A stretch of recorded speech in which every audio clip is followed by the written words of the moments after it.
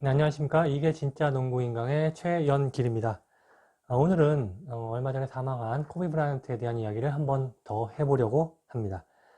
최근 코비 브라이언트 사망 이후에 각종 유튜브 채널이나 또 여러 기사, 또 사이트에서 코비 브라이언트에 대한 이야기가 많이 나오고 있는데요. 그 중에 코비 브라이언트가 1996년도 NBA 드래프트에서 뽑혀서 샬럿 호네츠에 가지 않고 LA 레이커스에 가게 된 사연에 대해서 잘 모르시는 것 같아서 준비를 한번 해봤습니다. 당시 샬럿이 코비를 트레이드 했기 때문에 바보 같은 트레이드를 했다 이런 주장이 굉장히 많은데요. 사실은 굉장히 복잡한 이야기들이 많습니다. 그 이야기에 대한 풀이를 한번 해보도록 하겠습니다. 코비 브라이언트가 1996년 NBA 드래프트 전체 13번으로 샬럿 호네츠에 지명이 됐다. 이것은 팩트입니다. 코비 브라이언트 같은 경우에는 이미 고등학교 3학년 때부터 전국고 스타였고요. 고등학교 4학년 때는 로어 메리언 고등학교를 펜실베니아 주 챔피언으로 이끌었을 정도로 대단한 선수가 됐습니다.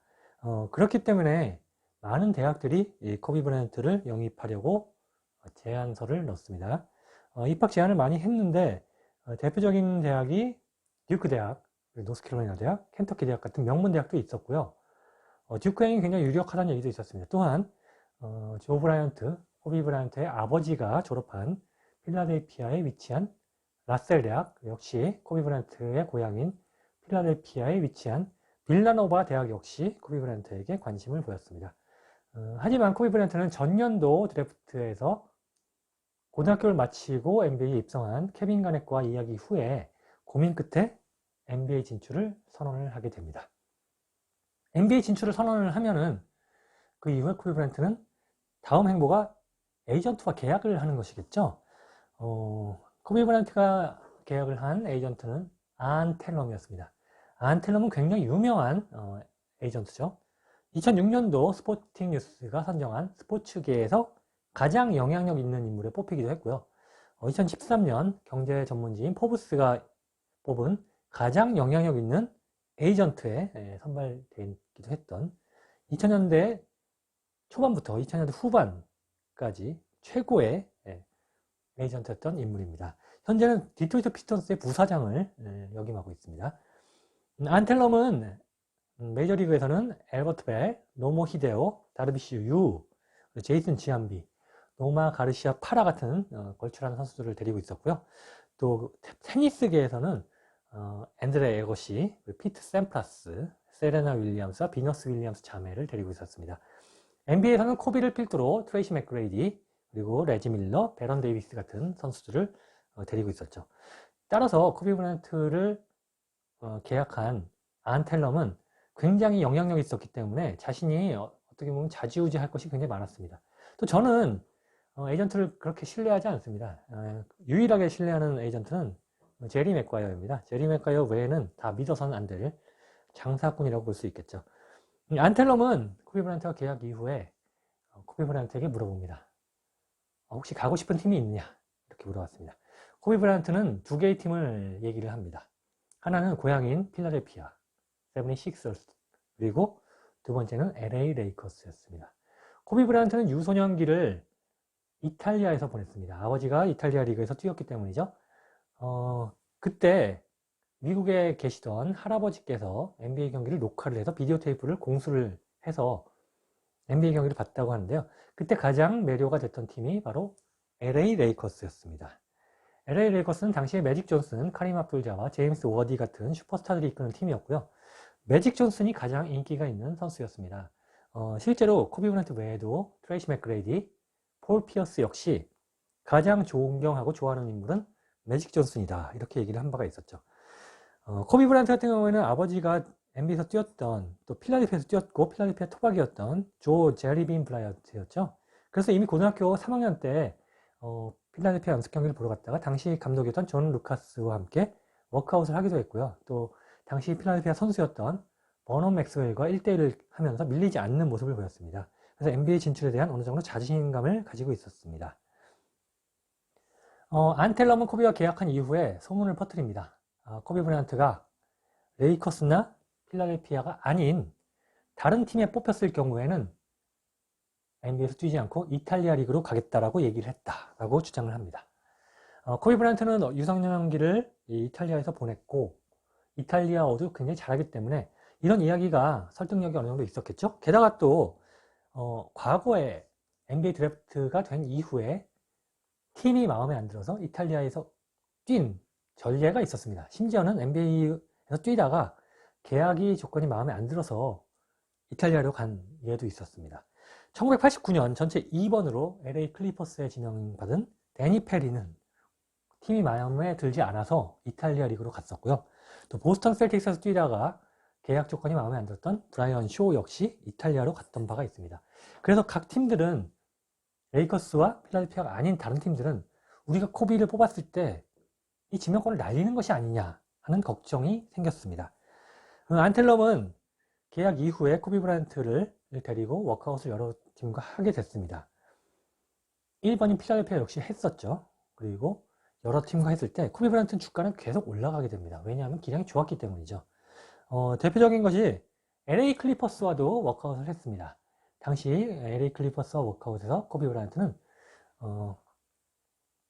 조지 마이칸 드릴이라는 게 있습니다. 그냥 줄여서 마이칸 드릴이라고 하는데요. 이것은 오른쪽 골 밑에서 훅슛, 다시 리바운드 잡아서 왼쪽 골 밑에서 훅슛 던지는 연속으로 계속 하는 동작인데요. 이거를 계속 오른쪽에서 덩크, 왼쪽에서 덩크 이렇게 찍으면서 스카우트들을 굉장히 매료시켰다고 했고요. 이 소문이 NBA에 돌았습니다. 또 3번 지명권을 가지고 있었던 멤피스 그리즐리스 역시 코비 브라이언트와 워크아웃 이후에 굉장히 마음에 들었다고 합니다. 당시 단장이던 스튜 잭슨은 향후에 나중에 NBA 부사장까지 지냈던 인물이죠. 하지만 코비 브라이언트가 우리 팀에 오지 않고 이탈리아로 갈 것이 두려웠다 이런 이야기를 한 바가 있습니다. 당시 필라델피아는 1번 지명권을 가지고 있었고요. LA 레이커스는 24번 지명권을 갖고 있었습니다. 필라델피아가 코비 브라이언트를 뽑기에는 너무 높은 순번이었고 LA 레이커스가 코비 브라이언트를 뽑기에는 너무 낮은 순번이었습니다. 당시 드래프트를 보면은 필라델피아는 조지타운 대학교를 2학년 중퇴한 대학 최고의 선수 앨런 아이버슨을 뽑았고요. 이미 필라델피아는 슈팅가드의 전년도에 제리 스택하우스를 뽑은 바가 있습니다. 그래서 코비 브라이언트가 필요가 없었습니다. 물론 향후에 제리 스택하우스를 트레이드해서 코비를 데리고 오려 했다라는 이야기도 있었지만은 그 당시 선택은 앨런 아이버슨이었습니다. 이후에 레이커스까지 가기에는 많은 팀들이 있었겠죠. 하지만 보스턴 셀틱스 6번을 가지고 있는 팀, 그리고 LA 클리퍼스는 고등학교 선수에 대한 믿음이 당시는 없었기 때문에 코비에 대한 관심이 없다라고 선언을 했고요. 토론토나 밴쿠버 같은 팀들은 약체였기 때문에 코비가 우리 팀에 쓰이지 않을 가능성이 높다라고 해서 뽑지 않았습니다. 또 4번과 5번은 스테픈 마버리, 레이 알런이 뽑혀서 미네소타와 미러키가 맞교환을 했죠. 문제는 8번 뉴저지 네츠였습니다. 뉴저지 네츠 같은 경우에는 코비를 뽑을 것이다 이런 소문이 굉장히 많았고요. 코비 브라이언트에 대한 선택을 할 것이다 라는 것이 드래프트 당일까지 있었습니다. 하지만 뉴저지 역시 안텔럼의 소문에 고민을 많이 했고요. 결국 뉴저지는 캐리 키틀스를 뽑게 됩니다.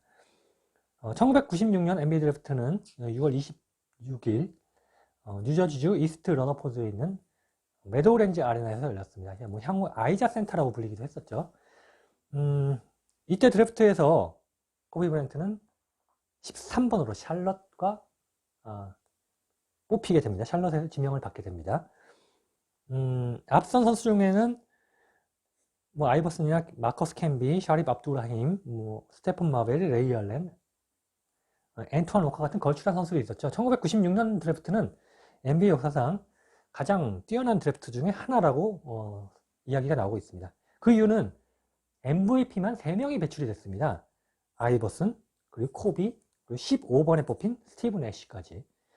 또 올스타가 10명이나 배출이 됐고요. 올 NBA 팀이 8명. 명예의 전당에 헌액된 선수가 이번에 입성을 하게 될 코비 브라이언트까지 3명입니다. 심지어 벤 월러스는 드래프트에 뽑히지도 않았을 정도였습니다. 그만큼 막강한 드래프트였습니다. 물론 코비보다 앞에 뽑힌 선수 중에 뭐 토드 플러라던가 비탈리 포타펜코 같은 선수들은 거의 많이 뛰지도 못했고요. 뭐 로렌젠 라이트 역시 마찬가지였습니다. 하지만 앞선 팀들은 코비를 뽑았을 때 우리 팀에 뛰지 않을 가능성이 있다는 것이 두려워서 뽑지 않았고요.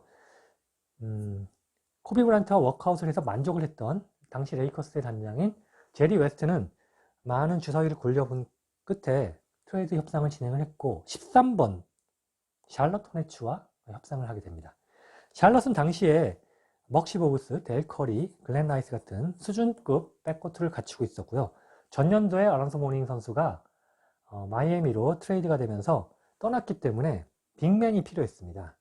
그래서 제리 웨스트는 샬럿과 거래를 하게 됐고요. 샬럿의 베터랑 빅맨인 블라 디바치 선수를 주고 코비 브라이언트를 데려오겠다라는 계약 트레이드를 성사를 했습니다.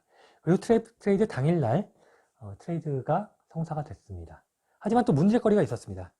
트레이드 대상자인 블라 디바치 선수가 내가 샬럿에 가게 되면은 나는 은퇴를 하겠다라는 돌발 발언을 했기 때문입니다. 그래서 결국 트레이드는 드래프트 당일날 얘기가 있었지만 결국 트레이드 마감판에서 발표까지 후속 작업이 길어졌기 때문에 7월 11일 날 결국 발표가 되게 됩니다. 만약에 코비 브라이언트가 샬럿에 남았더라면은 샬럿은 좋은 구단이 됐을 수 있었죠. 하지만 반대로 NBA나 LA 레이커스 같은 팀들에게는 손해가 될 수 있었습니다. 안텔럼 역시 자기의 고객이 샬럿에 뛰는 것보다는 큰 시장인 레이커스에 뛰는 걸 원했을 겁니다. 그리고 레이커스로 간 코비 브라이언트는 샤킬 오닐과 함께 3번의 우승을 차지하고요. 또 파우 가설과 함께 2번의 우승을 더 하게 됩니다. 이것은 NBA에게는 굉장히 잘된 일이라고 볼 수 있지만은 아쉽게 샬럿은 그런 선택을 할 수밖에 없는 상황이었습니다. 결국 샬럿이 바보 같은 트레이드를 했다라고 비난을 많이 받지만 실제로는 이런 상황이었기 때문에 코비 브라이언트는 레이커스로 갈 수밖에 없었던 것입니다.